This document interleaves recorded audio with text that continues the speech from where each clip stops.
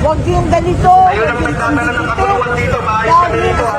Sigurado ako, ano man ang Pakiusap na. lalabas ang katotohanan.